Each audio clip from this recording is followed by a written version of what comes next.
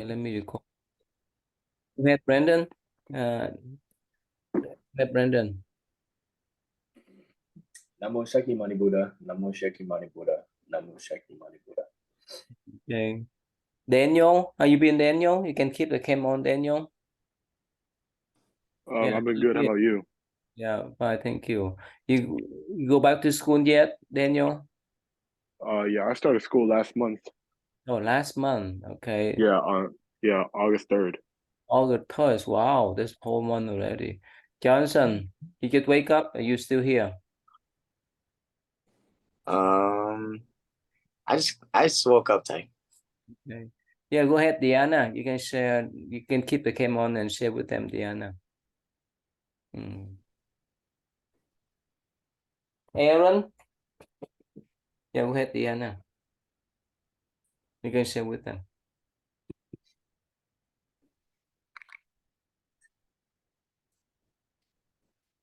You share the screen first and ask him to read the page. Yeah.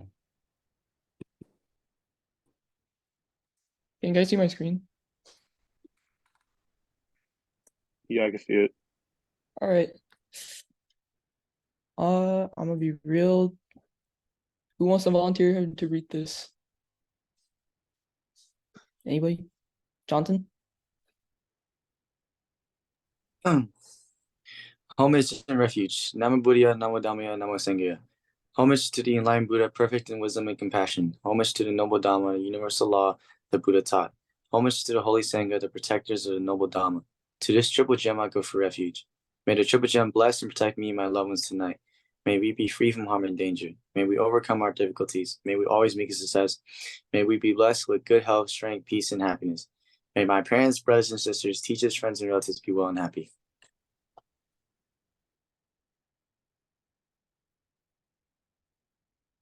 But you want me to keep going? I'm gonna be honest, I don't know. Is Okay, it supposed to be three of you guys reading? I think I'll finish this part and then you can pick someone else. All right, go ahead. Sorry, dude. May they be free from harm and danger. If they are faced with harm and danger, I wish that they overcome their anxieties quickly. If they are faced with ill health, I wish that they regain good health soon. May the Buddha, Dhamma, and Sangha bless and protect them. Protect me and my loved ones tonight, oh blessed one. Keep us away from harm and danger. Let our sleep be peaceful so that we awake in the morning refreshed in body and mind.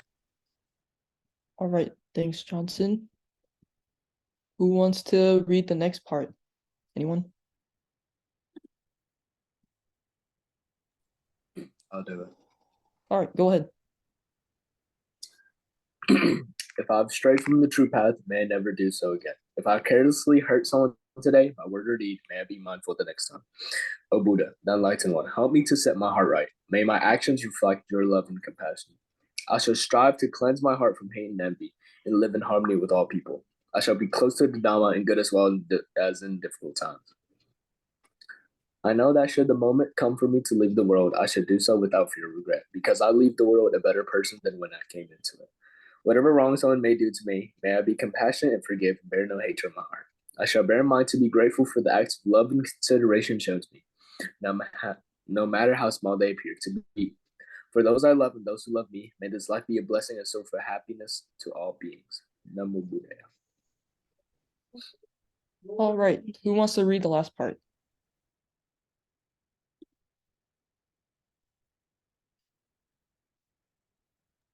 I'll do it. All right, go ahead. Sharing Mitras. I would like to share the Mitras I have gathered today as well as in the past with the Devas. May they rejoice in these Mitras and keep an eye on me and my loved ones.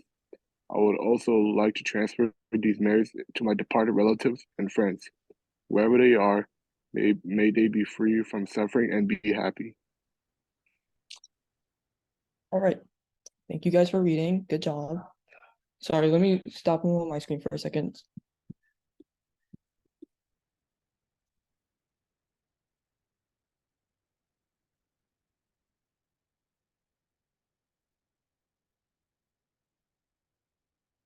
All right, let me share my screen with you guys again.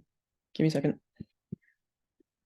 You guys remember where we left off with the whole stereotypes and biases, right? All right. I know about the stereotype. I wasn't here last week on the last meeting last week. That's all right. Does anybody remember what happened in the last meeting, or could summarize what you guys learned about stereotypes and biases? It's all right if you don't remember. We can just go through it again. Anyone? All right. How about this, guys? What is a stereotype first? What's a stereotype?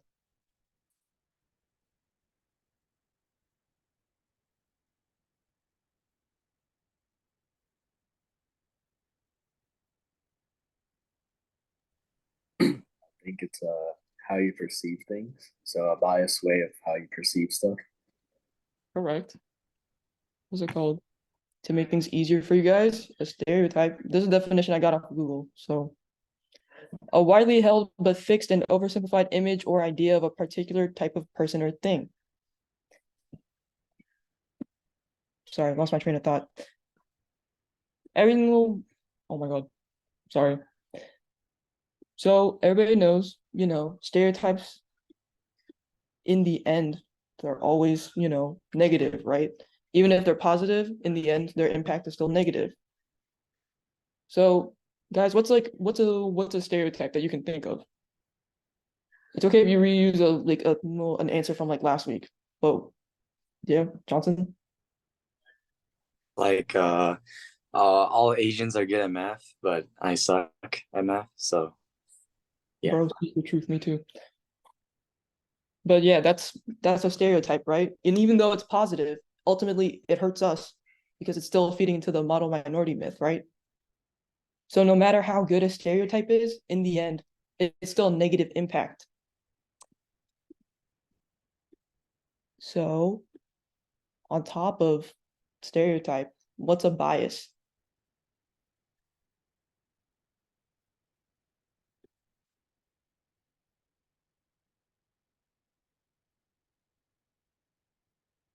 Anybody want to try to give a definition of bias? It's okay if you guys can't. I think bias is like how you I think bias is how you perceive things with it. So it's different from perception, but well, I guess it's similar, but I think opinion has a play bias. So All right, good job. What's it called? A bias, again, this is another definition I ripped from Google, but a bias is a prejudice in favor of or against one thing, person, or group compared with another, usually in a way considered to be unfair. So from this overall lesson, you guys understand that a bias ultimately plays into a stereotype, right? All right, so sorry, give me a second. I'm losing my train of thought again.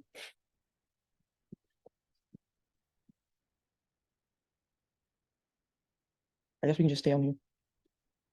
But what are some types of biases or like types of prejudices out there? Like some obvious ones. Like you guys know that like obviously there's racial prejudices, right? Like we're all aware of that. There's prejudices against age, biases against, people's sexual orientation, their religion, their socioeconomic wealth, all that. Like we're aware of that. Does anybody want to make a guess on how many biases there are? Just guess a random number.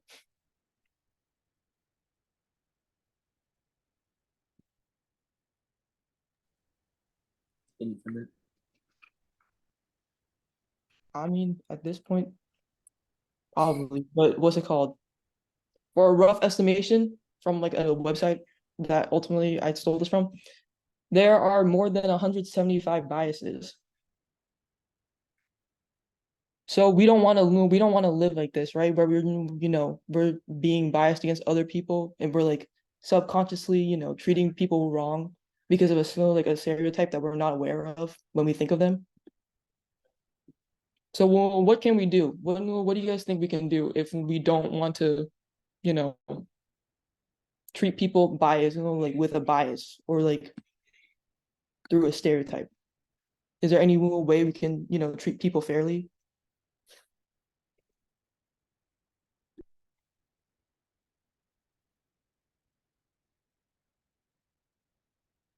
Anyone got any ideas?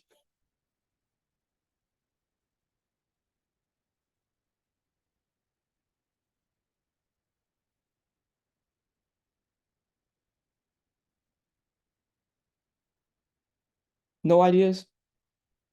I think Aaron has an idea. I think you should pick him. I think Aaron has an idea.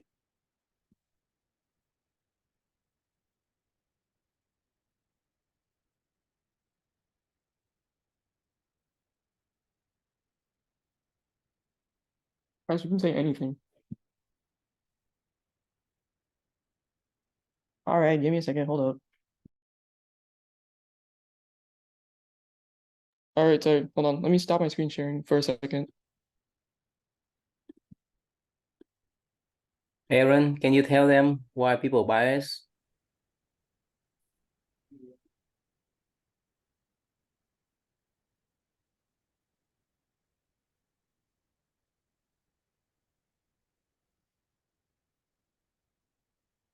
Go ahead, Aaron. We cannot hear you.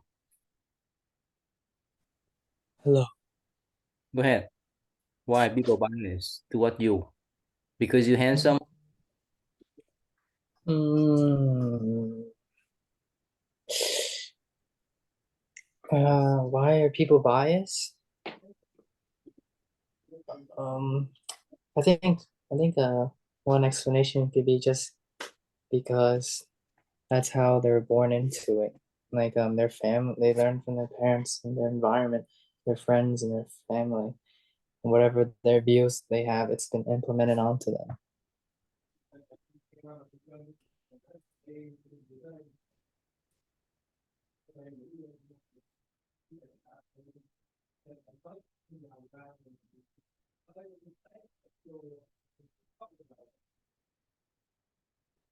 Does anybody know how stereotypes or biases form?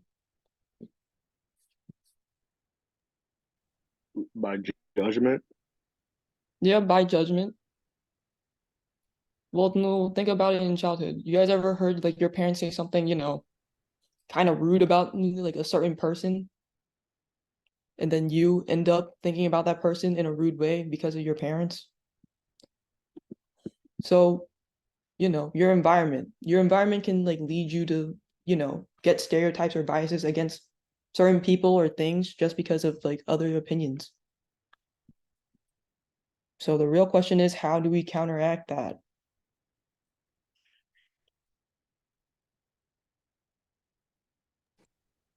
Maybe like thinking with an open-minded mindset.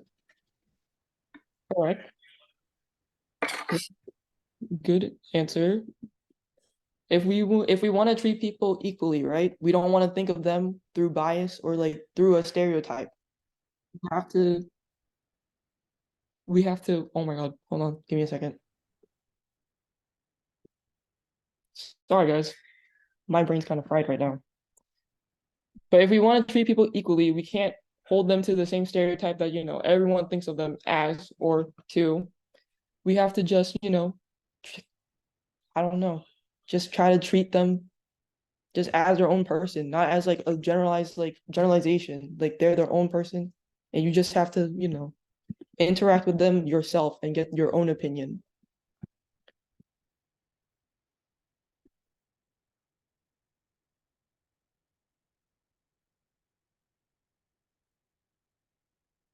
Okay, sorry. I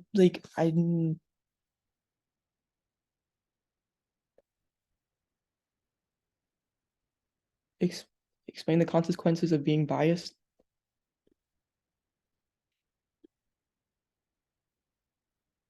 All right. Roughly, what happens when we're biased against people? Is it good for us? Aaron, do you have something to say? Yeah, I was gonna answer. Or I was gonna add on Aaron's thought. Okay. I think if we're biased, one, you're not recognizing the fact that usually it causes harm by we're being biased. and so that's the consequence would be harm. And I guess it depends on whatever bias you have. So I guess you prefer one over the other. Sometimes you might even go to such lengths to achieve that bias. Like I guess maybe an example would be like, oh man, like I love vanilla ice cream so much more than chocolate, and this guy he took it last. I'm gonna have to beat him up for it. And then yeah, I think that's a good consequence, maybe. So it's harmful, especially to the one that you're biased against. Exactly, good answer. Thank you for that. So you guys don't want to harm other people, right? You just want to, live as a good person. So we have to think about how we interact with people and how like we need to be aware of our biases and stereotypes of other people. To unlearn them, the only way you can really do that is, try to think before you act.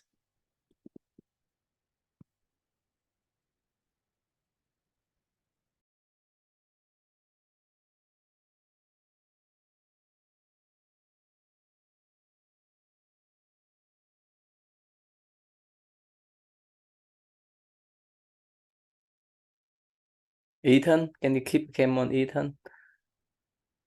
Time I can't turn on my cam right now.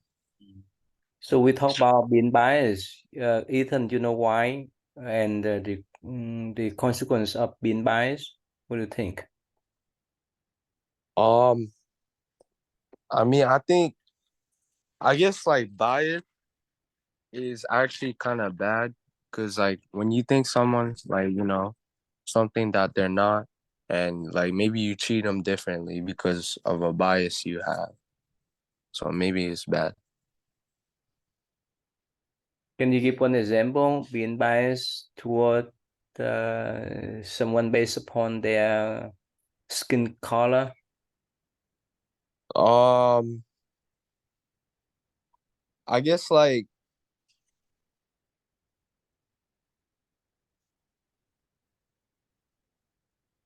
I don't know. I guess like I mean, you know what happened from BLM, right? What happened there? So the guy who died, so the cop probably had like bias against him, and he took it too far, and that's why he died.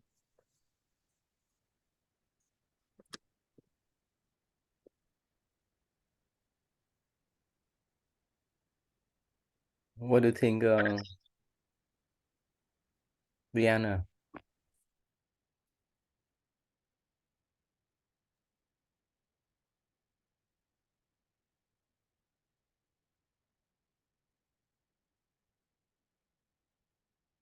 Sorry, what did you ask? Yeah. Can we overcome bias? I mean, we can overcome it, but we just have to be aware of our biases and our stereotypes in our head. Because you learn it from a young age and from your environment. You can share them that video, Rihanna. The short video or the Bias one. all right.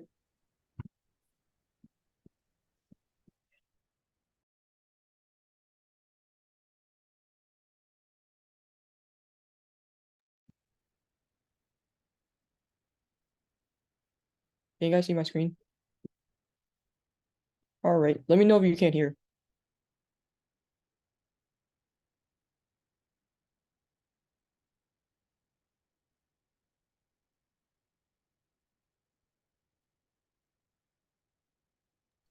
I can't hear. I can't hear you. You can't hear? No. I No. think you have to press when you're sharing the screen, you have to enable sound in the settings. Wait, none of you guys could hear the whole time? No, I couldn't hear. All No, right, give me. nothing. Who's that? Hi. Hello, Alexis. Hello, Mimi. Is that Daniel? Where's Ty? Yep. Yeah, I'm Oh. here. How you Hi. doing? You guys at the temple or at home? Yeah, we were practicing for a dance. Oh, really? For what? For Vu Lan? For Vu What? Lan? For Vu Lan? No. For Trung Thu? Yeah. Bulan. Yeah, oh, Bulan. I heard something else and I'm like, what? Oh, okay. So we when this next weekend, this sun come up Sunday, we have the Vu Lan up there. This Saturday This Saturday and Sunday. and Sunday. Yeah, Saturday, Yeah. Sunday. Day? Oh, that's good Thứ then. bảy với chủ nhật. Wait, Okay, casino bit. that's nice. Johnson, invite them to come down. Johnson, invite you to come down for Trung Thu. You know the day, Johnson. Wait, look at that. Isn't that on September the 30th, Ty? Invite them. Give them the invitation letter. I can Y'all should try. pull up. Where's this? Pull up where? Kentucky? Holly Molly. Oh, Holly Molly. Holy no. All right, we got to go. We got to practice the flower walk thing, I think. All right, bye. Thank you. Go ahead, Diana. So, thank you, Thank you. Go ahead, Diana. You can share them.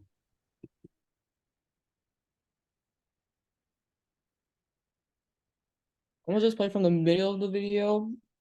Tell me if you guys can hear from the middle of the video. I don't know. I think maybe you can hear because the beginning was quiet. So just let me know.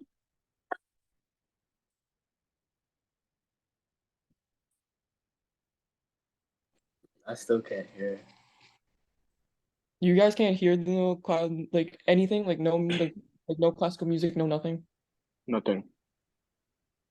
Yeah, I think you have to share the audio. I think it's in the settings where it's like I should have that open already though. All right, hold on. Sorry guys, give me a second.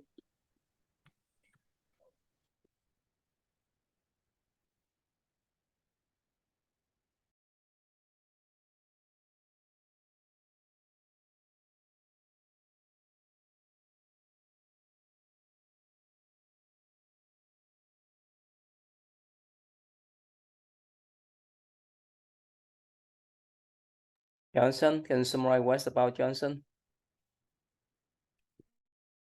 Yeah. When I watch the video, Ty, I can summarize what it's about. What's about? But I didn't see or hear the video, Ty. So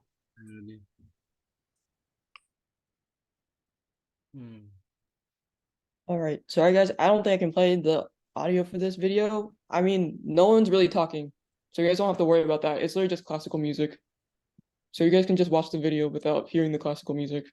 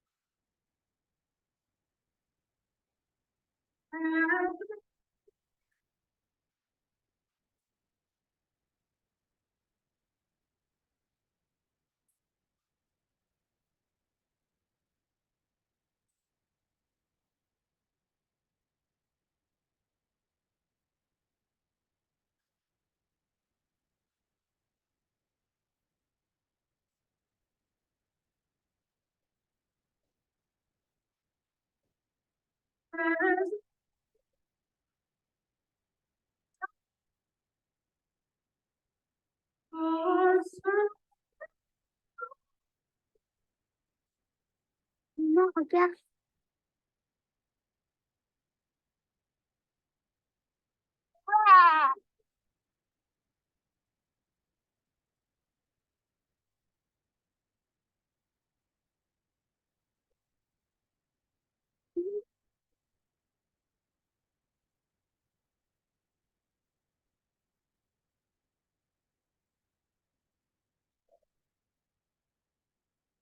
All right. Sorry you guys can't hear, but who can summarize what we watched in the video?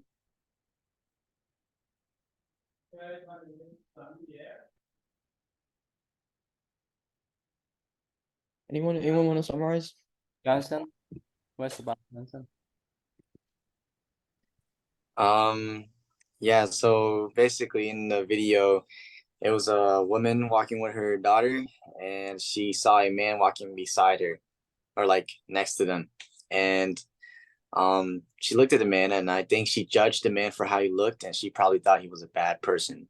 So when she saw like cops and stuff running out of these cars, she thought that the cops were gonna go get him, but they got this good looking guy, this more professional, formal looking guy in front of him. And when they got him, they found that there was like, I think, drugs and stuff in his bag. And yeah, he was a bad person. But the dude that she thought that was a bad person was not a bad person. He was a good guy. He was a family man, and he was just getting stuff for his kids. Yeah, so that's, and then it's basically like don't judge a book by its cover and stuff like that.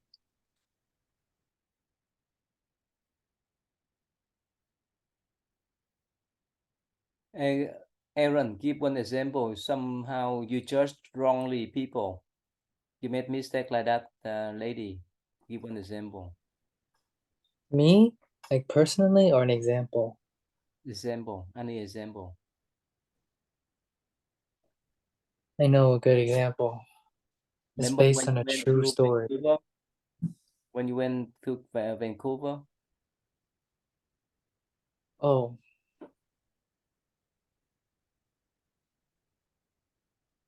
when I went to Vancouver? Homeless? Oh, well, I guess like, yeah, I guess you can assume that the homeless might just be like quote unquote nasty, quote unquote drug addict, quote unquote harmful. So it's better to stay away. There's that. But there's also this story I maybe I read, I forgot, but it was about like it was a school shooting, and they had this call in. Someone called in to the police station like, "Hey, there's like a shooter loose at this so and so," and then the police, of course, they automatically yo, hey man. Anyways, I was saying the cops, they were on their way to the school, and then so they rushed in with all their weapons, actively looking for the shooter, and they remember in the phone call. Oh, actually, no. They're looking for the shooter, and they saw this chocolate guy, and he had like a beanie on, and his clothes were like raggedy looking, so they just assumed, he's a shooter, and they almost gunned him down, but really around the corner was a shooter um that was about to shoot him, so they both got him. I don't think they killed him, but hopefully not. I don't know if they killed him or not, but they got the shooter in the end though. But I don't know if that's a bias or not, because if you're a cop, I was in that situation, second guessing yourself or killing everybody, it's it's tough, quick thinking, think those thinking skills, your brain is like firing like, what to do. You can't think that fast, especially in such an adrenaline-packed situation. Like imagine you were that cop and you have the gun in your hand. You can either choose to shoot this guy who you don't think is a shooter, but who might be the shooter, who knows? Or yeah, so that's the story. Right. Daniel, you have a similar story like Aaron, Daniel? I mean, it's similar, but it has nothing to do with racism. So, oh, something like that. Okay. So, before the retreat at Unlock, um, one of my friends told me how this person she was like making like very uh, uncomfortable jokes that made her very uncomfortable. And how do I put it? It's like um the best way to describe it is like the joke was making her uncomfortable. So she told me how uncomfortable she was and told me like I should watch out. But then during the retreat at Unlock, um I talked to her about it, like the girl that was making the jokes, but it turned out like she's like not a bad person, but she's just like um she just she's jokes a lot, but in reality she's a good person. Brandon, So yeah, that's a story. you have similar story that Brandon? Yeah. Also, same with Daniel. It wasn't about race, but this is about like a certain type of people, I guess.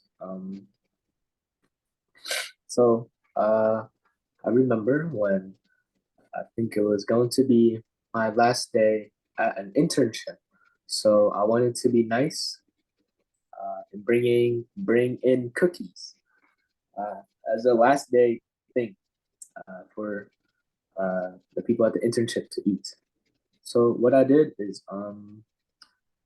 I actually worked out late. So I went to the gym and I was going home late.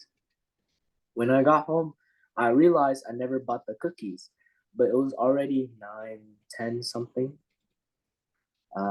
So no, it was already like 9:30, almost to 10. So most of the stores are already closed, right? So what happened is I got back in my car and I started to drive. So I don't know if Kentucky they have it, but over here they have something called Food City. It's kind of like Food Lion or a very it's like a very small grocery store. It's like half like maybe a quarter size of Walmart, right? Um no what happened it's like Publix. Um what happened was I went to this Publix that was near my house, but it was closed. But while I was walking there, I saw that there was a homeless man. I guess it was a homeless man right out at like 10 something p.m. Right, and I got really nervous because one, I was alone, and then two, I had this. Even though I like to, I guess I like to have a perception that homeless people are also people too. It's also at night, so I don't really know, right?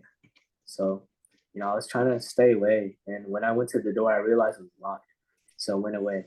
And while I was going away, I saw that the homeless man, he actually started talking to me. So usually I should have I should have thought to myself to avoid it, to be safe, right? But I guess it's like first instinct was to look at it and then listen. And he actually told me that this one was locked, but the one on I don't know a different road was actually open. That's the one that's open at this time, not this one. I was like, oh, okay, thank you.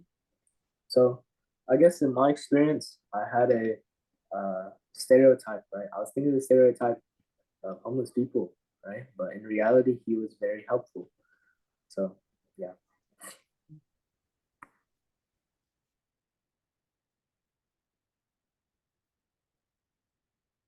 Go ahead, Aaron.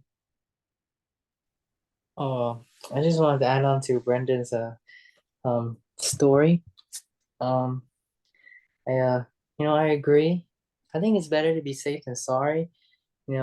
Whether these biases are negative, I'm sure like yeah, they're harmful if we act on it like on our daily lives, but sometimes um they're there to I guess they're there as a safety measure for us because I actually have a story where it's the opposite of Brandon's. So I was in Houston with some friends, and we're out downtown to go shopping. But the event for the store opened at like around midnight. So we went out and it wasn't open yet because we got there early. So we decided to stop by a gas station because I need to pee badly.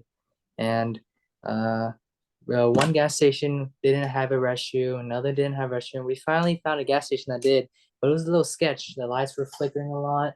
It was just so empty. But somehow there was actually a cashier in there. So we went up to the door and opened it. He was like so angry, and I was like, "Get out of here!" And so we did. And so when we're walking back to the car, there's this homeless man that's right there, and we didn't think much about it. It's just like we're about to go to our car and leave, and then this homeless man just started just looked straight at us and started running toward us and screaming like a crazy. And so we ran in the car and we were so scared. He was like banging in our window and we drove off. And good thing I didn't pee my pants, but I did find a restroom. Well, yeah, that's what happened. So it's better to be safe than sorry. Yeah, Liana. What's your name, Liana? Dạ, con tên Thảo. Con mới định hỏi thầy có cho con làm co-host được không? Cho con share screen của con, cho con share màn hình. Okay. What? Where's Diana? She left or she went there, huh? Yeah, she went to Việt class, thầy. Cô Trang nói phải đi. Ok, vậy tụi con ở đây hay là tụi con vô lớp cô Trang? Yeah, tụi con tutor tiếng Việt á thầy. Tutor tiếng Việt trọng ha, lớp cô Trang đó. Yeah. Còn Liana là con dạy tiếng Anh cho mấy bạn Việt Nam hả? Dạ, con dạy tiếng Việt. Con dạy tiếng Việt rồi dạy tiếng Anh nữa, ngày mai tụi con dạy tiếng Anh nữa. Con là bạn của Uyên ha. Dạ. 21 vô học đây trước ha. Dạ. Okay. Rồi. So Ethan, do you have any story about bias that you may have encountered, Ethan? Like bias like towards a person? Anyone? Well, I mean, I guess like in the classroom, I don't know, but I guess like when I'm around other people, like obviously I have a bias to go talk to the people I know, and to hang out with them instead of like, going with other people I don't know. Yes, it's common sense, huh? Aaron, are you there, Aaron? This is the what do you call the Zen story, okay? This is your famous one. Go ahead, Aaron. Do you read this one, Aaron? Two Moon.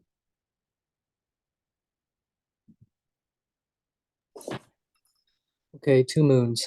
One day while I was resting in a room of the publishing department, which is located at the side of a road, I heard the voices of some people who were slowly coming up the hill. Not particularly paying attention, I overheard the following.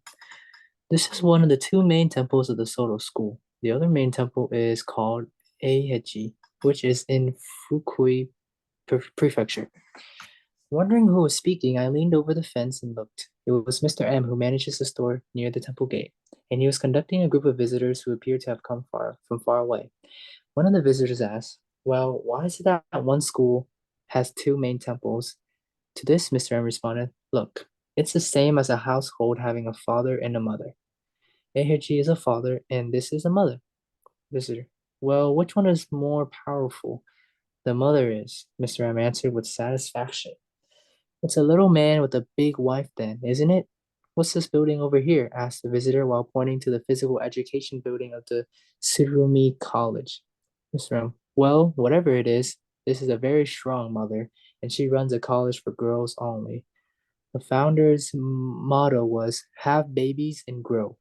And by this, he made up a big religious sect." "So who was the founder?" Kaizen Zenji. "I've heard about Dogen-san, but I've never heard about Kaizen-san." "That's right, mothers are never famous. That's what's great about." Okay, stop, Aaron. What's about? Can you explain? Well, someone was sleeping and he overheard a conversation. The conversation is about a store manager, which is Mr. M, and he's I guess doing a tour for these visitors. They're asking questions about the buildings and like how come this, and the first question was like, how come this school that we're looking at has two buildings?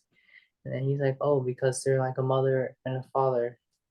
And then he's like, okay, so which one is like has more power? And then he goes to the mother, and then the visitor asks the same question for another building, and then he says the same thing, like that's a mother. And then and so he asks, okay, so who's the founder? And then he states a name, and the visitor never heard that name before. And then and the manager's like, well, that's because mothers are never famous. Johnson, can you read the next?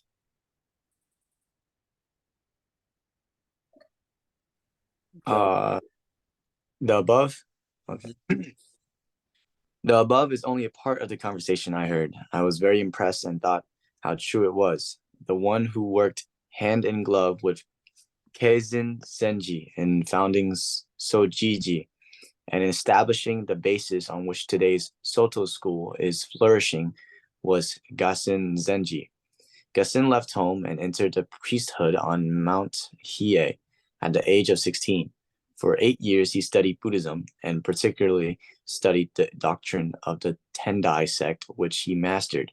However, realizing that true spiritual peace of mind cannot be obtained through scholastic Buddhism, Gasan came down from Mount Hiei, became a disciple of Keizen Zenji, and devoted himself to the practice of Zen. Gaisan was by nature keen and sensitive, and physically was sturdily built. He appeared to be reliable, and Keizen Zenji was happy to be blessed with such a successor. On the other hand, Gasan seemed quite vain about his intelligence, and Keizen Zenji secretly planned when the proper time arrived to do something about this haughty attitude, which seemed only to put up with people. Okay, stop. What's about?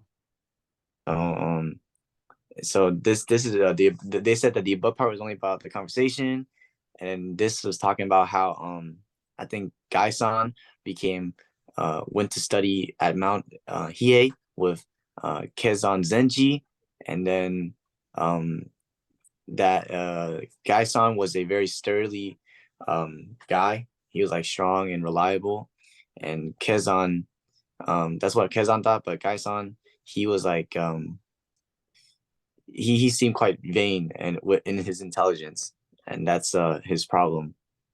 And then Zenji secretly planned a proper time to like fix this. Okay, Min, how you been, Min? Good, good. Good. It's been for a while. I have not seen you. Yeah, I was just busy with school and sports and stuff. Really? Your brother's there? Oh yeah, they're cooking right now. We cooking? Yeah. Oh, okay. Yeah, go ahead, Brandon. Read next one, Brandon.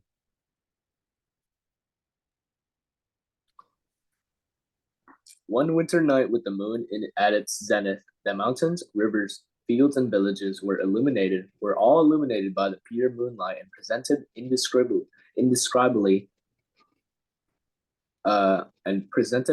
indescribably beautiful scene. Somehow, the light seemed even to shine through human bodies and minds. Keizen Zenji, as though the thought had just popped in his head, said, Gasan, do you know that there are two moons? No, I don't know that, said Gasan, completely mystified. Well, looking at Gasan, who was having trouble coming up with an answer, Kazan Zenji said in a low, solemn voice, if you do not know that there are two moons, I cannot let you become the highest authority for spreading the Zen teachings of the Soto school. Kazan had never before heard such stern words from Kazan Zenji and was shocked. What happened? So, one night, when the moon was full, and it was very, very bright, the two of them, Kaizen and Gazan, walked out, and they were staring at the moon. And then Ghazan said, do you know that there are two moons? And Ghazan said, no. And then while saying that, or while staring at it, Kazan Zenji said, in a very stern voice, he said, if you do not know there are two moons, I cannot let you become the highest authority for spreading the Zen teachings of the Soul School. And then Ghazan was shocked. Wow, this be a long story. Okay. Daniel, can you read? Are you in the car? Can you see or can you read? I'm gonna try to do my best because I'm in a car right now, but You driving or someone drive for you? my mom's driving me. Okay, go ahead, Daniel. Read this. Okay. At that moment, what crossed Ghazan's mind was following historic incident which occurred during the Tang Dynasty in China between a prominent priest Kyogen and his teacher, Zen master Aizen Ryu.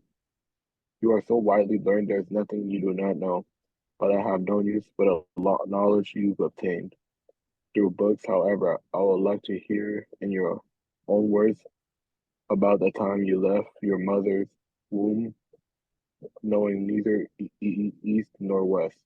Kyogen answered, but each time Master Aizen did not accept the answer, saying, you saw that with your eyes, or you heard that with your ears, or that was written in the book. Looking troubled, Kyogen requested, please explain to me. Master Aizen answered, if I explain to you, it will be my words, and it won't be any relevance to you. You understand what's about? I'm processing right now, like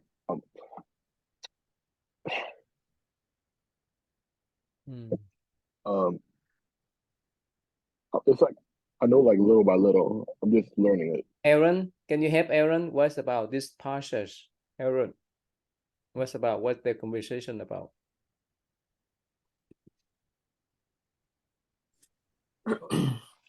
Um,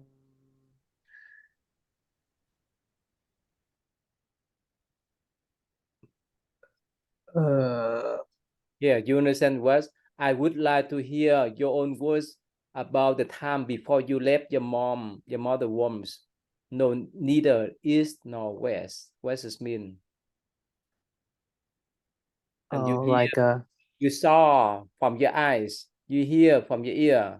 That's what written in the book. That's all. How could you know even before you left your mom wombs? What's the meaning? you can't know. Yeah, you can. There's nothing that you do not know, but I have no use for the knowledge you obtained through books.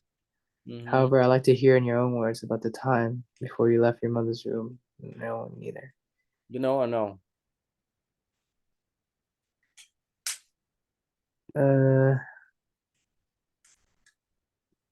Well, like his past life. That's pure nature before you were born. That's what it's about. Mm-hmm. Oh. Mm-hmm. Yeah. Min, you want to read this one, Min? Yeah, sure. Hold on. Reject. Which one? Kogan? No, thirst reject. Oh, thus reject. Kogan took out his notes and book which he studied up to that time, but he could not find out anything. Dumbfounded, Kogan thought, I can satisfy my hunger looking at paintings of rice cakes, and he burned all his books and notes. I will stop studying the Buddhist teaching. Hereafter, I am going to live the life of an ordinary monk and will no longer subject my mind to service training. Kogan parted the master Isan in tears and entered Mount Boto to inquire the ruins of Nano Ichu, where his master had a hermitage, and he built himself a retreat. He planted bamboo trees and absorbed in Zazen, making those bamboo trees as his friends. One day, as he was sweeping a pathway, his broom caught a piece of tile which went flying and hit a bamboo tree, making a clinking sound. At the same time the clinking sound was heard, Kogan was suddenly enlightened, then immediately cleansing and purifying himself and burning in incense. He paid homage to the great Isan who was so far away. Oh, great miss, Master Isan. If you had given me an explanation at that time, I would not be experiencing this joy today. Master, your kindness suppresses that of my parents. You understand what's about? Uh,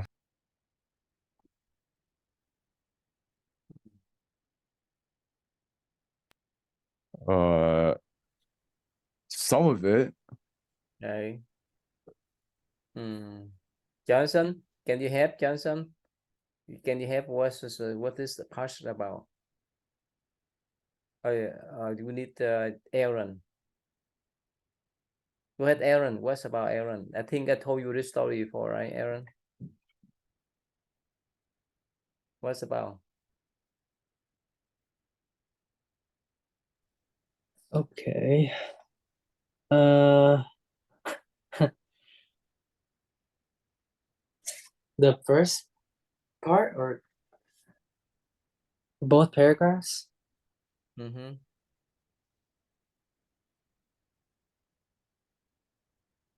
What? Oh, okay. So Kyogen or Kyogen, he was he was he was planning to I guess just walk away from gaining wisdom and decided to get wisdom by sitting in meditation. Mm-hmm. So basically, the master asked him, do you hear, or you know your own face before you were born? So he could not understand. That's why he went back to burn every books, and he went to the mountain to sit meditation by himself, right? And one Yes. day while he was sweeping, somehow he hit a piece of towel that hit the bamboo tree and made the sound, and he attained some kind of awakening, right? You got Yes. that? So let's So like he this is like the similar to the like we can hear. mm-hmm. What happened then? I forgot the explanation. What you said. We can hear. It's like in the nature. Like we're always It's hearing. always We're always there. seeing. The nature is still always there. It's just up to you whether you can hear or not. That's Oh your yeah. okay. Yes. All right, so probably this topic you like. Okay, let me share with you guys this part. All right, Johnson, are you there, Johnson? Oh, go ahead. Okay, I have a short video clip. Okay, just summarize this one. This pretty short.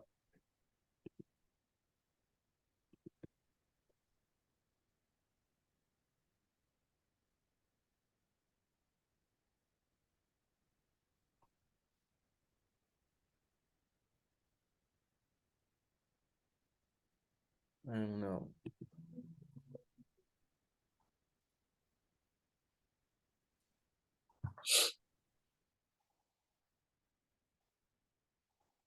I think we discussed before, right? The part 2, part 4.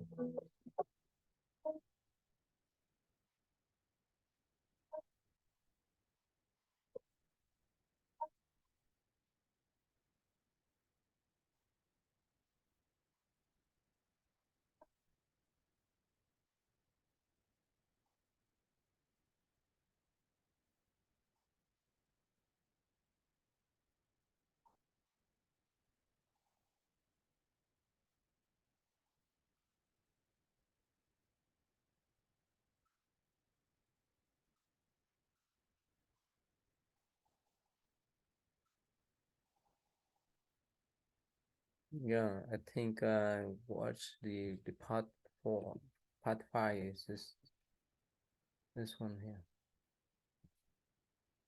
Oh, this one here.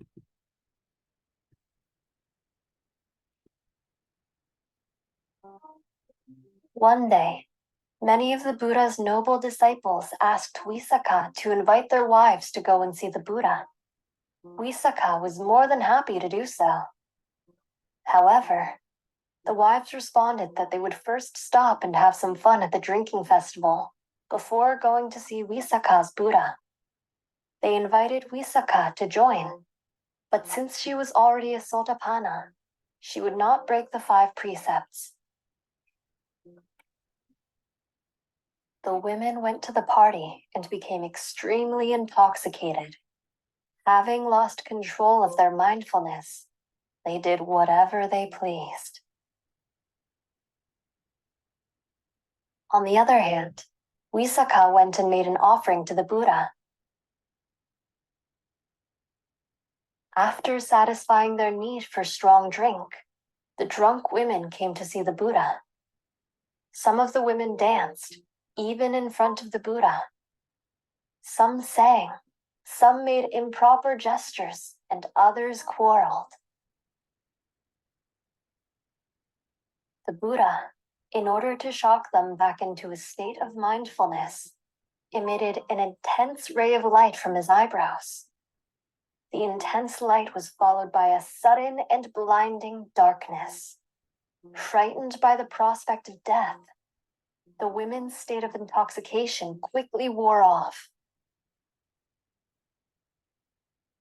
Once the women were ready to be taught, the Buddha said, "There is no place for laughter here, no room for joy.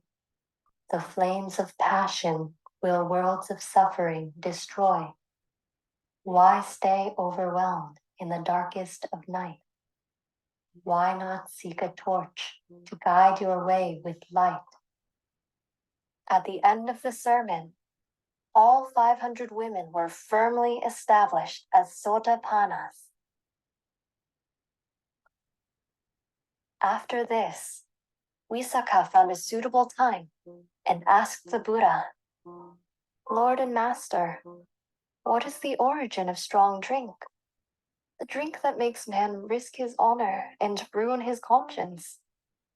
The Buddha then proceeded to tell this story.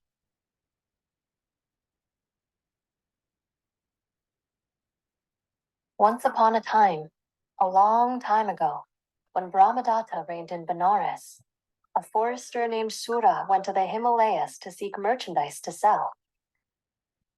In the Himalayas, there was a large tree that twisted and grew into 3 separate parts. In the middle of the 3 forks, there was a large hole larger than a wine jar, and when it rained, it filled with water. Not too far away from the tree was a self-sown paddy of rice. Birds would fly to the paddy and pluck the heads of rice and bring them back to the tree to eat them. Around the tree, there grew a purple-leafed plum tree. When the fruit became ripe, it would fall into the hole in the water. Once the fruit soaked in the water and was heated by the sun, it fermented, turning the water blood red. During the hot season, birds would fly here to escape the sun and drink some water. However, the birds that drank from this tree would become intoxicated. Some of the birds fell down at the foot of the tree. There, a hunter observed them sleeping, but thought they were dead. However, after some time, the drunk birds would wake up and fly away, chirping merrily and flying into things. The hunter observed this as well. The same thing happened to packs of wild dogs. After drinking their fill, they would sleep as if dead. Then, when they awoke, they would clumsily run away. Monkeys also joined in. When they drank the mysterious liquid, they too became intoxicated.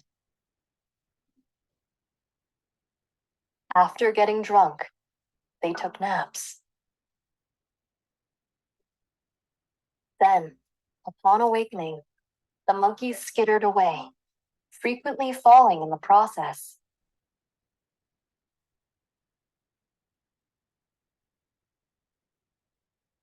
The hunter observed all of this and thought, if this were poison, they would all be dead. However, after a brief sleep, they are able to run away. Therefore, this is not poison. The hunter drank the liquid and also became intoxicated.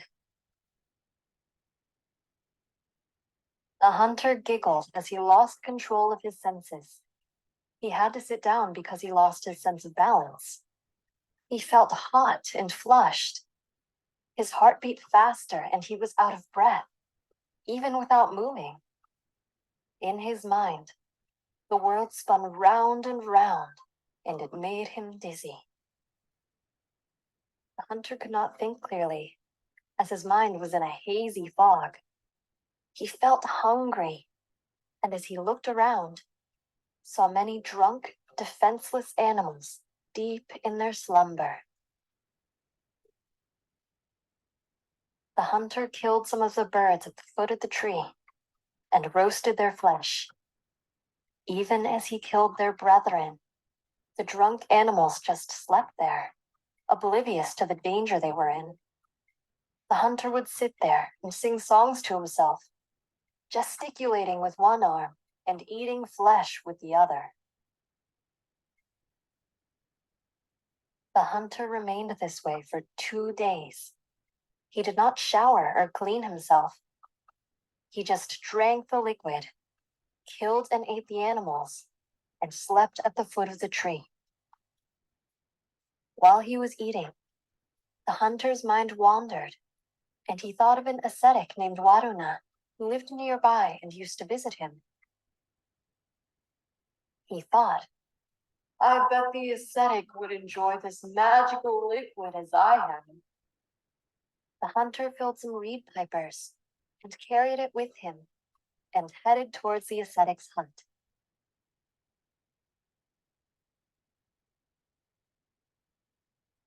At first, Waruna was reluctant to drink this strange new liquid.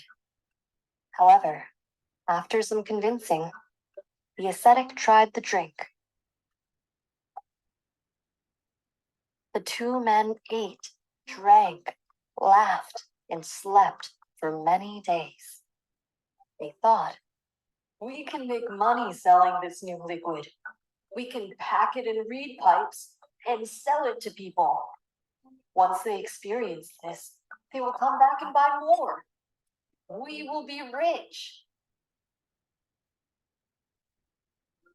And so Sura and Waruna packed as many reed pipes as they could and headed to a neighboring village. They also had a messenger sent to tell the king that they had a special new drink for the king to try. What did you learn from? Okay, Johnson. What's about Johnson?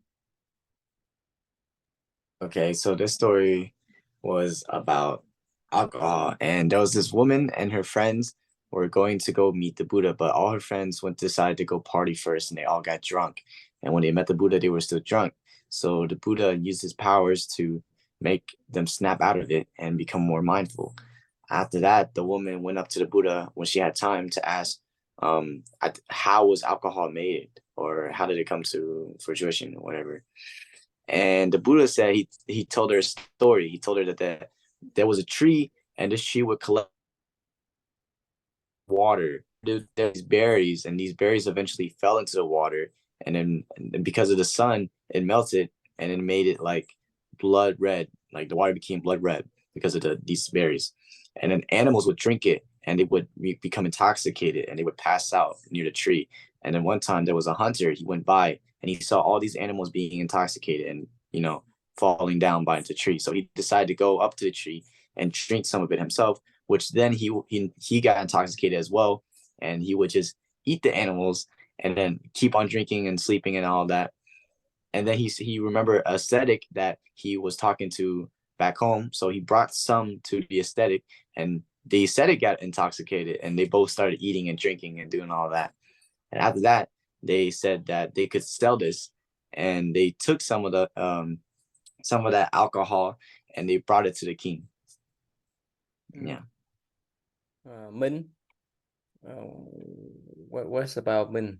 Have you ever tried before Minh?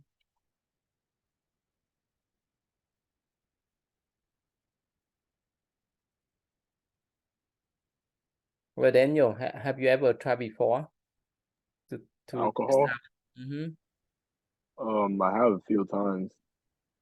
How was that? Just like, I mean, I had sips, but like not big, like not like a full bottle. Just had like tiny sips.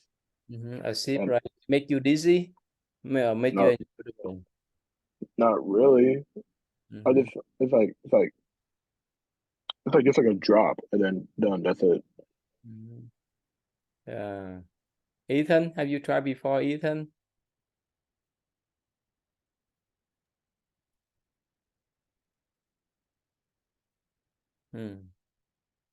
Brandon, have you tried before, Brandon? Yeah, no time. I haven't tried yet. Not yet. No, my bad. Haven't tried before. No, I cannot hear you, Ethan. Yeah, turn on the. Oh, how about Aaron? You never tried before, right, Aaron? No, not seriously. Okay. Minh, have you ever tried before, Minh?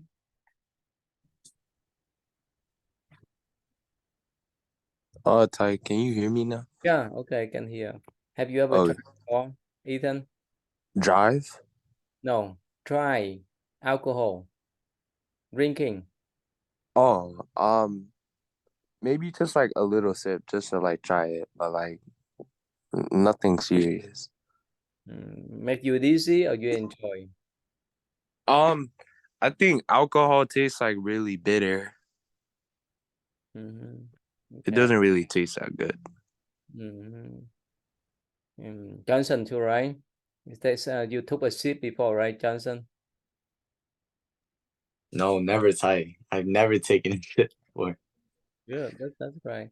All right, so let's finish, and all right, so that's why next time we can talk more about that. Especially you're going to take the driver license, right?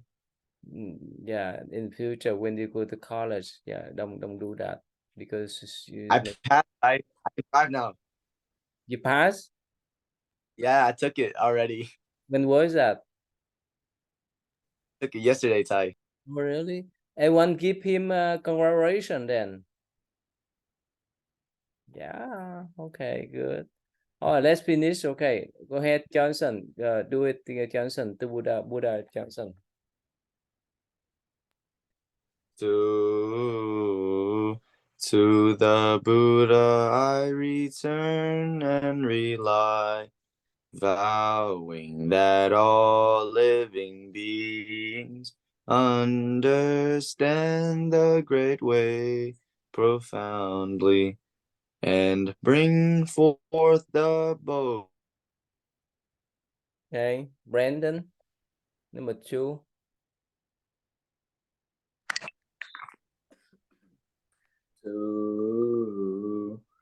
To the Dharma I return and rely, vowing that all living beings deeply enter the Sutra treasury and have wisdom like the sea. Daniel, can you do number 3? Yeah. Yeah. To the Sangha I return and rely, vowing that all living beings form together a great assembly, one and all in harmony. Very good, thank you. Minh, are you there, Minh?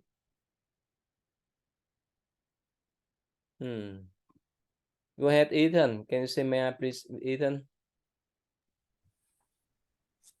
May I please have a good weekend?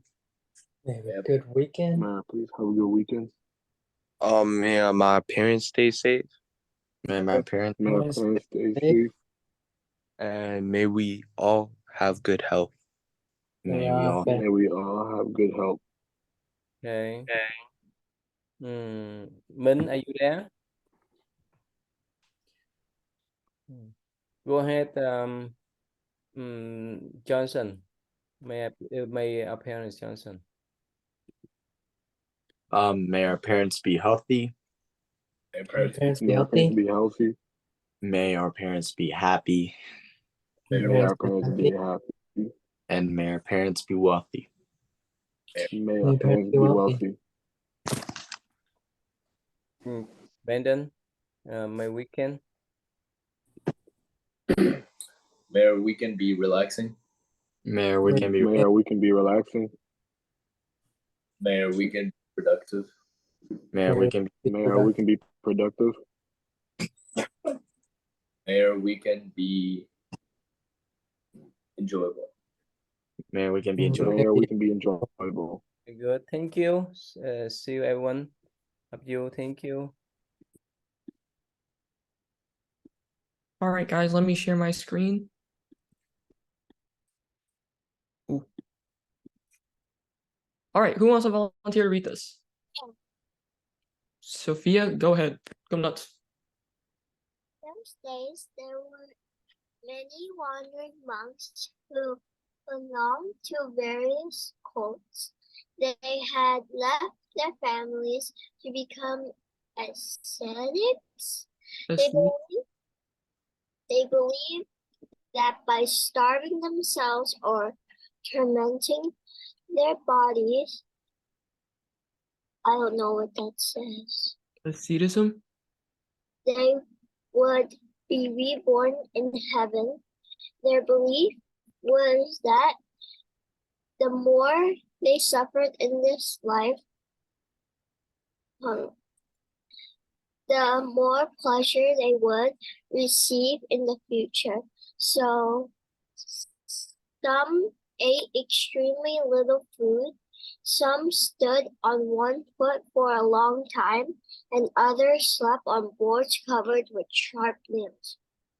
All right. Thank you, Sophia, for reading. Good job. All right, guys. So what was the main idea behind that story? Don't re-summarize, but what was the main idea? Who knows? Like the monks were like tormenting the bodies.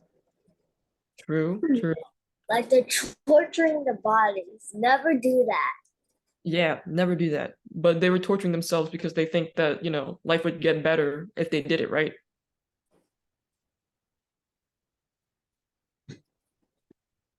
But you guys remember the lesson? We can't do that. We have to live a life of balance.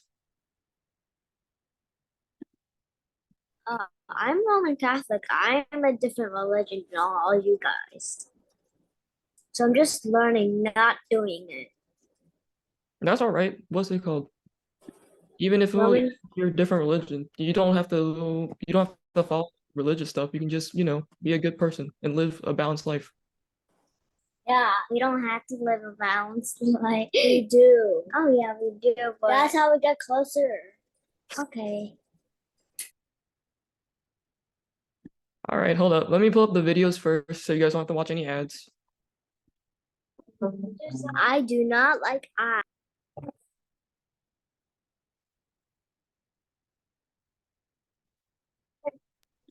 Ads are annoying. True. That's why we get ad blocker. All right, I'm gonna share my screen with you guys. Or my screen's already shared and you guys can see it. Is it? Or no? No? You have to share it. No. All right. Sorry, give me a second. Gotta close this.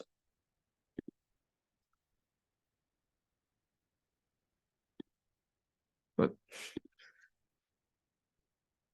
okay, hold on. Sorry guys, I couldn't see my share screen thing for a second. All right, everybody can see my screen? We're doing this all over again.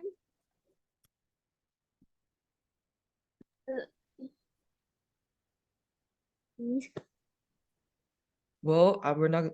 I don't know. I don't remember. But all I know is that we're gonna watch 5 minutes. I remember. It's where they left off, where there's like monks gathering around the cringy guy. Who knows? Who knows? We won't know until we finish our 5 minutes. I think it was at 15 minutes. Bro, we were at 15 minutes.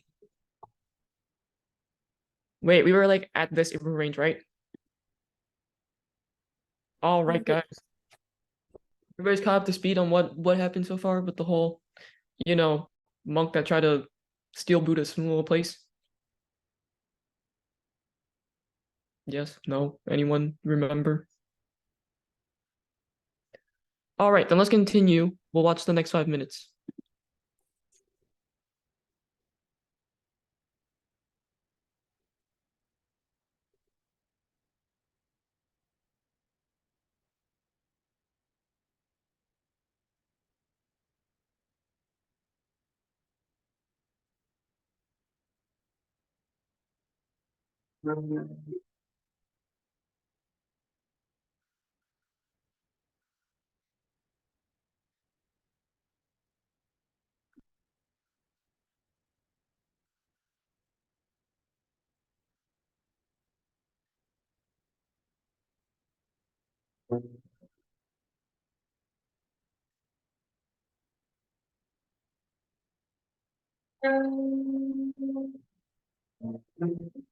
I've been seriously ill with no improvement for a long time.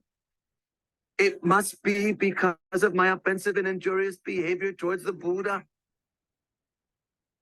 But in return, the Buddha has nothing but loving kindness toward me, expressing not even the slightest ill will or resentment.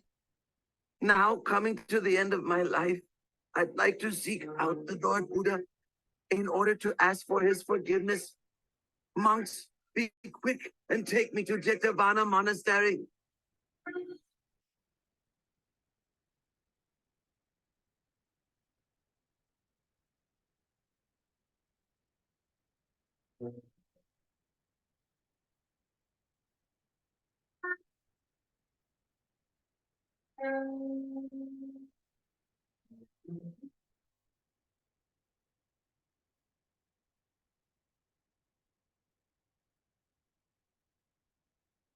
We're getting close to Jetavana Monastery. Stop for a while so that I can bathe myself before entering into the presence of the Lord Buddha.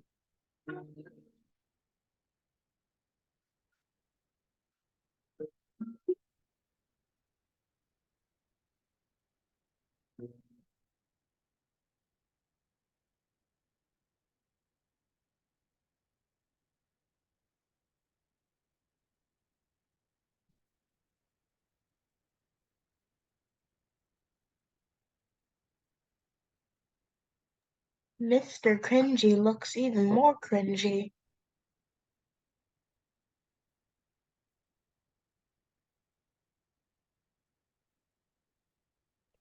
Oh no, he's gonna get suffocated.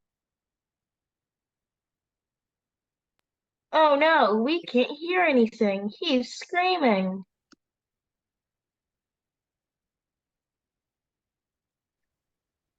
I'll just be a voiceover. No, I'm getting buried. Oh no, what will I ever do? No, save me. Knower of worlds, purified and Yeah. conduct. Great one, teacher of gods and humans. I leave my chin bone as an offering to the Buddha. And I take the Lord Buddha as my refuge forever. I take the Lord Buddha as my refuge forever. Bye, Mr. Kinji. That much? How did bro really get buried? What? Bro got buried alive. That's just a skill issue, not gonna lie.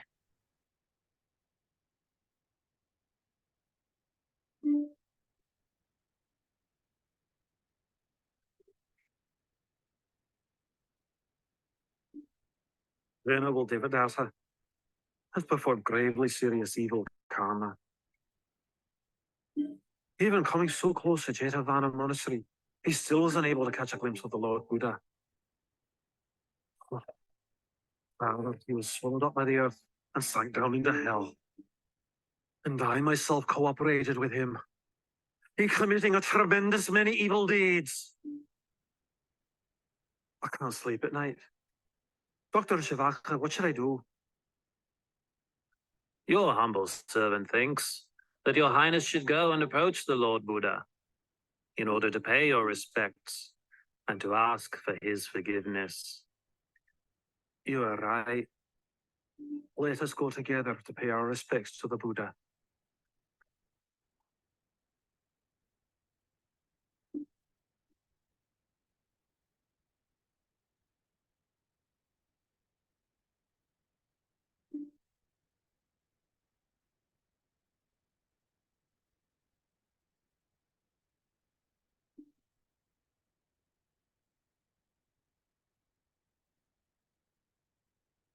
Oh Lord, I was duped into believing what Venerable Devadatta said.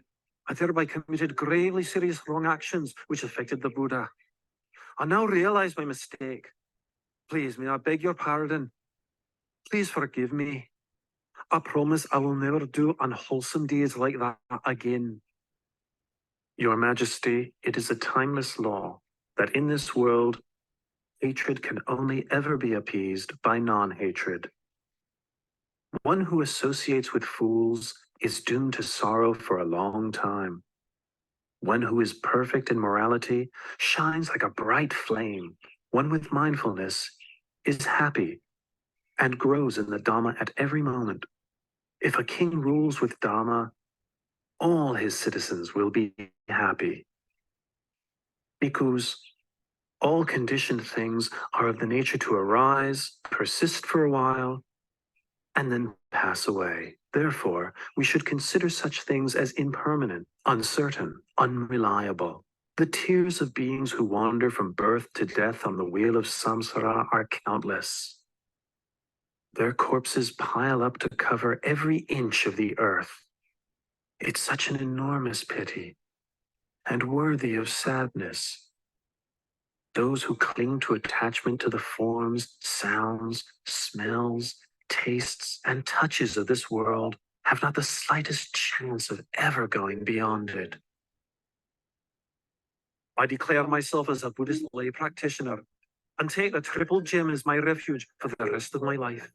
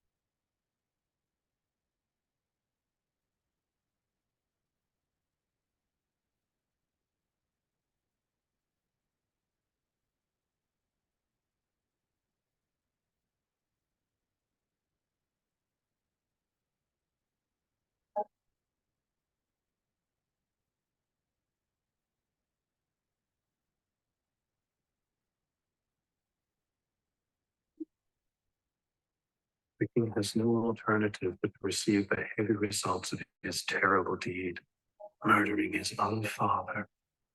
The perfect vision of the Dhamma, therefore, does not arise in him here. All right, I'll stop the screen sharing there. Who wants to summarize what we watched?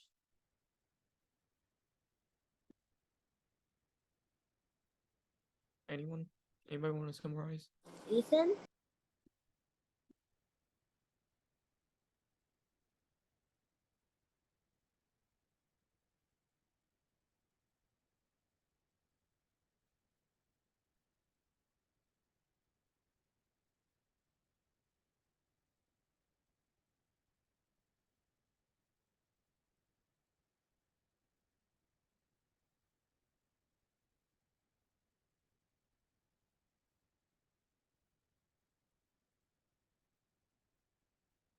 Anybody want to summarize the video? Guys, this will go quicker if someone does.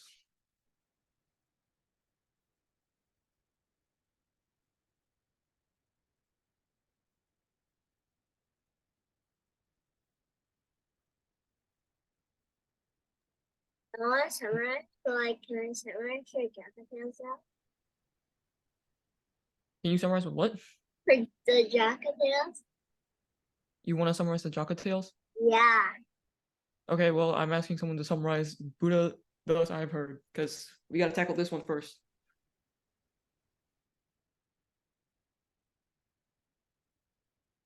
Guys, please, this will go so much faster if someone just responds.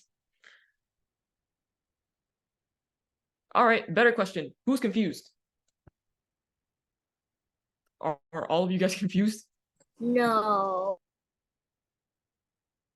All right, if you guys are confused, please tell me the minute you're confused. So I just don't sit here in silence while you staring at you guys. All right, so since you guys are confused and since it's a little bit longer than usual, I'll summarize it for you guys. And also so we can get this done. Or else we're gonna sit in silence for another 10 minutes. All right, so you guys remember the cringy dude, even the mean monk, as you guys like to refer to? Mr. Cringy. My bad. I'm just saying. Sure. My fault. All right, and who's summarizing? Because no one wants to. All right, you guys remember Mr. Cringy? Yup. What's it? He left Buddha's, Buddhist Yeah. monastery, Yup. group of monks. All right, he left. He wanted to start his own. Why? Because he was greedy and he wanted power, right? Yup. And eventually, everything he did bad when he worked with the prince to kill the king and all that. Everything eventually caught up to him, right? Yup. He got sick and he wanted to go see Buddha and he wanted to ask for forgiveness. You guys remember that? Yup. And as he went to go see Buddha, who can tell me what happened in the video? When he tried to go see Buddha. I know what happened. Ethan? So he was like to the four guys, I'm Mr. Cringy, need some rest. You guys do whatever you need, blah blah blah blah blah or whatever. Something like that. And then they walked over to this little lake thing, and then a big ass storm just comes in and he's like, I'm suffocating. I'm taking that Buddha as my refuge forever. And then he just gets buried alive, and then yeah, that's what happened to him. All right, good job. Thank you. You're welcome. All right. So he gets sucked up by the earth. Correct. He gets sucked up by the earth, and the video they said he gets sent to HE double hockey sticks. Hell. Let's keep it PG. All right. PG-13. All right. So the prince is talking, right? And the prince is talking to his little doctor, his servant, whoever. I'm not sure. But basically, the prince is showing that he regrets it, right? He has many regrets, so he goes to ask Buddha for forgiveness. And Buddha said that oh, well, as much as he regrets it, it will all just come back to him because of how much harm he did for associating with Mr. Cringy.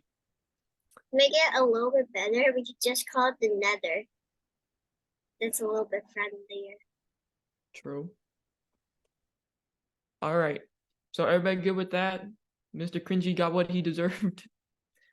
And then the prince also regretted, and whatever he deserves will come back to him eventually. Everybody good with that? We're clear? Is anyone still confused? Probably bro just really sunk it to the earth. All right. Guys, it's your favorite Jaka Tales time. That got him. Wait, there has to be a new one. Let me check. It won't be the Jackal and the Crows. It's I don't know. All right. Guys, please pay attention so we can summarize.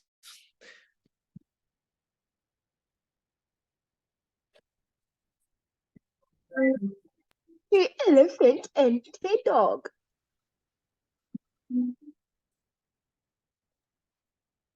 Wait, what if I do the voiceovers for the guys? Once upon a time, Okay, there never mind. was a royal elephant that used to reside in the premises of the king's palace. The elephant was very dear to the king, so he was cared, well fed, and well treated.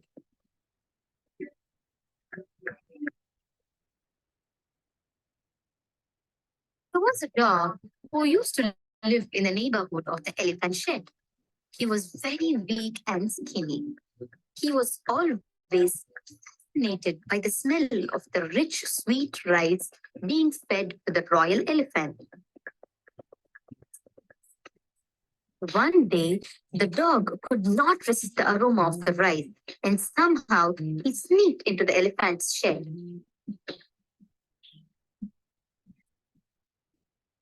To be honest, from right now, I think it was Sweet rice that fell from the elephant's mouth.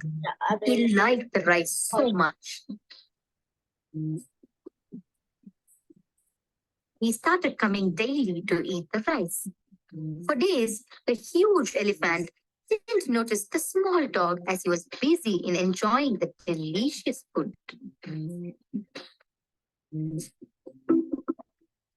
Gradually, the dog became bigger and stronger by eating such rich food. He came under the notice of the elephant.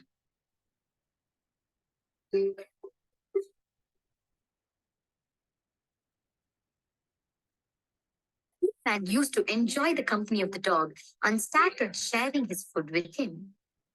Both of them also started sharing time with each other, and soon they made good friends. They ate together, slept together, and played together. It didn't take long when neither of them was happy without the other. They became great friends and didn't want to get separated from each other.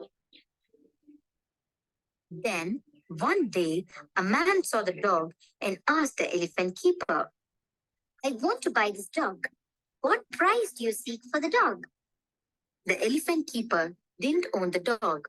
Still, he sold the dog and extracted some of money out of this deal. The man took the dog to his home village, which was quite far away.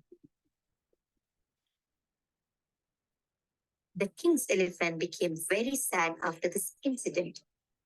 He missed his friend a lot and started neglecting everything. He didn't want to do anything without his dear friend, so stopped eating, drinking, and even bathing. Ultimately, the elephant keeper reported this to the king. However, he didn't tell anything about the dog. The king had a wise minister who was known for his understanding of animals. At once, the king asked the minister, "Go to the elephant shed and find out the reason for the elephant's condition."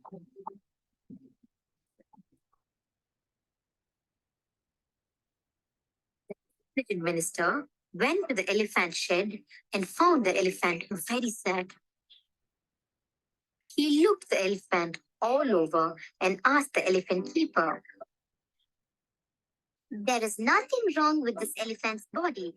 Then why does he look so sad? I think this elephant is grief-stricken, possibly due to the loss of a dear friend. Do you know if this elephant shared a close friendship with anyone?" There was a dog who used to eat, sleep, and play with the elephant. He has been taken by a stranger 3 days ago. Where is the dog? I don't know. Your Majesty, as per my opinion, the royal elephant is not sick, but he is lonesome without his dear friend, the dog. Do you know where the dog is? Elephant keeper has informed that the stranger took him away and he didn't know about his whereabouts. How can we bring back my elephant's friend and make him happy again?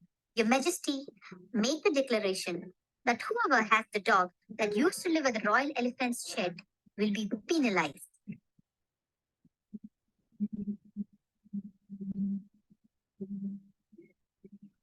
Everybody, attention everybody.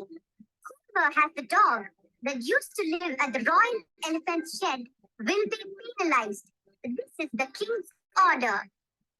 The king did the same, and the man who took the dog instantly turned him loose when he heard the proclamation. When the dog was free, he ran back as fast as he could to reach the elephant's shed. The elephant was so delighted to see the dog that he picked his friend with his trunk and made him sit on his head. The dog waved his tail while the elephant's eyes sparkled with happiness. The king was contented to see the happy elephant once again. He also rewarded the minister for his wise judgment. Both the elephant and the dog lived happily ever after. Children, what do you understand from this story? Did you see what a wonderful relationship that the elephant and the dog shared with each other? That is friendship. Friendship is one of the most beautiful things that can ever happen in one's life. The moral of the story is true friends can never be separated. If you fight with your closest of friends, I think you'll make up later, sure, because I know that you can never be separated from your true friend. All right. So, can someone summarize this one, please? My time is sad. Go nuts. Okay, so first there was this big elephant, and he was the elephant of the king. And one day a dog, like really skinny dog, like Jackal from the other episode, and he was really skinny. One day he came past the elephant's shed. He was like, I should probably steal some food. Yes. Okay, so and then he went inside the shed. He snuck in through the gates because he was really skinny, so he could snuck through the little gate thingy-majiggies. And then the elephant was eating in the front, so and then the dog was eating in the back, so the elephant didn't see it. So the dog went there day after day after day after day, and then ate so much that he was strong and fat. and then He was fat. and then the other day the dog came to the elephant, and I was like, yo, I've been eating your food this whole entire time and you didn't even know. And then the elephant was like, what? You've been eating my food this whole time and I didn't even know? What? And then the dog was like, yeah, I've been eating your food. And okay, cool. They became friends. And then one day, this random villager guy, which we're gonna randomly call Mr. Who sold the dog. The dog. Who bought the dog. Okay, that's his name. And he went there to the elephant's caretaker, I think. And then he was like, yo, can I buy this dog right here? He would be an amazing pet. And then the guy was like, sure, you can totally buy him. So the elephant took the babysitter, which is gonna call him babysitter. He took the dog, he gave it to the guy, and the guy got some money. And this guy, he took his the dog home, and then the elephant was really sad because his friend, the dog, the elephant was like sad. They were crying, and then because the elephant didn't eat, the elephant didn't sleep, the elephant didn't do anything. And then the babysitter for the elephant was like, this elephant isn't eating or sleeping. We should and then the babysitter, he went to the king, he was like, your elephant? Yeah. He won't eat, he won't sleep, he won't do anything. You need to do something about this. So the king was like, yo, okay. So the king was like, yo, minister, vet minister, whatever your name is, come over. My elephant, he's not eating or sleeping. So the minister comes, he was like, let me check on your elephant. So he went there and then he was checking the elephant. And then he said that your elephant is depressed, probably because of a friend. So have you seen him with any friend that he's not here anymore?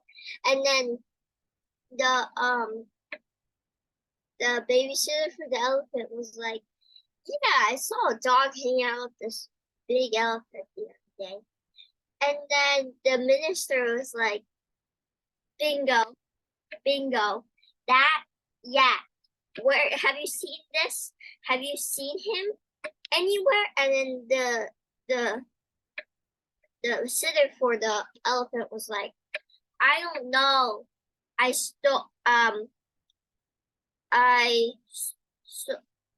Somebody bought him. And then the minister was like, you need to get him back. Tell the king to make a declaration that he needs whoever in the town better return the dog or else they're gonna be penalized. And then the elf and then I gotta recap my brain. And then this random guy was just like boom, boom, boom, boom, boom, boom, boom. Everybody, we have a declaration. You better return the dog that was last seen at the king's elephant shed. And then the guy literally dropped it. When the guy heard it, he was like, oh, I'm gonna be penalized if I don't give back this dog. So he dropped the dog, and the dog went Speedy Gonzales all the way back to the shed. And then they ate together, they did everything they could possibly do together, and then they lived happily ever after. It's the end. Yeah. Thank you, Sophia. All right. Does anybody know the lesson from that story? I don't know. I'm sleepy and I wasn't really paying attention that much this time. Real, bro. Me too. All right, guys. The main lesson of the story, just to refresh all of you, you know, just to refresh your own brains, it's just about friendship and how that singing little floaty caterpillar. You guys remember that thing? All right. That caterpillar, you know. What kind of creature is that caterpillar? You know, that caterpillar had a little wand and it said that, you know, true friends can never be broken up. They will always find their way back to each other. All right. Guys, it's time to ask you, what's your favorite story of the night and what lesson you learned from either of them? All right, Sophia, what's your favorite story of the night? What lesson did you learn from either of them? Like the jacket. And the lesson I learned. Come back, please.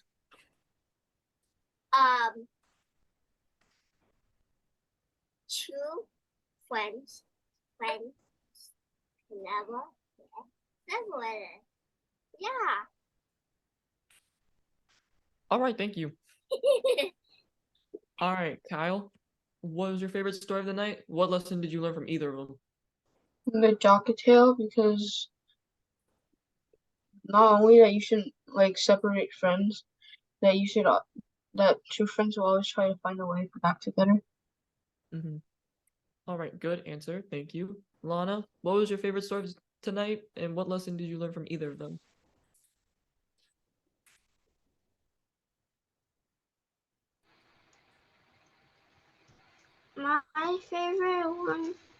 My favorite one was the Jaka Tales, and I learned that friends will always find a way to get back together.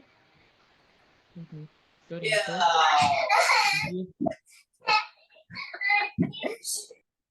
All right, Ethan, what was your favorite story? What lesson did you learn? Jocket Tales, lesson I learned: don't separate two living beings that are really good friends with each other or lovers, or they're gonna be sad and depressed for a really long time. Mm-hmm. All right, thank you. Good answer. All right, Ariel, what story did you like better? What's it called? What lesson did you learn? Or are you sleeping? I guess she's sleeping. All right. Zelda, what story did you like the best? What lesson did you learn? What I like is the Jocket Tales, and what I learned is that if they're really good friends, then don't separate them even though you want them. Do a good deed and do things what other people want before you do what you want. All right, thank you, Zelda. Good answer. Ariel, do you want to respond? Or what was your favorite story of the night? What lesson did you learn from either of them?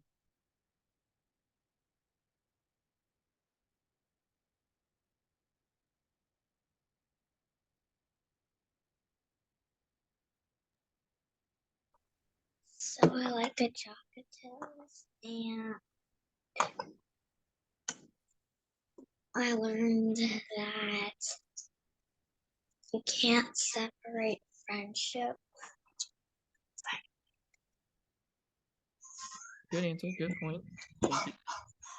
All right, Ashley, Olivia, you guys are ending us off. What story did you guys like better? What lessons did you learn? Buddha, thus I heard, and don't feel like Mr. Cringy. Yeah. Don't feel like Mr. Cringy. Correct. Good answer, guys. All right, you guys get the main idea. What's it called? Just don't do bad things and be like Mr. Cringy. Remember, all your actions will come back to you. And work on your friendships with people and don't break up any friendships. All right, guys, it's time to end off our night. Again, How many mayis are there? how many may I think it's just 3 because we already started school. We're into it now. Yippee! All right, so it's what? May our night, may our parents. Who wants to do what? James calling you. Đây Sorry. con Yeah. có thể save những cái link này của thầy á để later on you can do it in the after school con. Can you do it? You explain to them, you teach them same thing like you did here. Very good. So can you do it the same thing for after school? The after school tutoring? Yeah. Yeah. Remember, I already gave you 2 lessons for Monday and Tuesday, but you can save this one for next Monday and Tuesday. So you do the same thing like you did here. Pretty good. So you can explain, you talk to them like that in online after school. Okay, so I teach this lesson next Monday, Tuesday. Yeah, yes. But next Monday, Tuesday, I'll already email you the lesson. Can we finish this? This one you say it for next, then the week after next week. Okay. Okay, so every Friday when you get the material from thầy, every Friday can you save it and then you can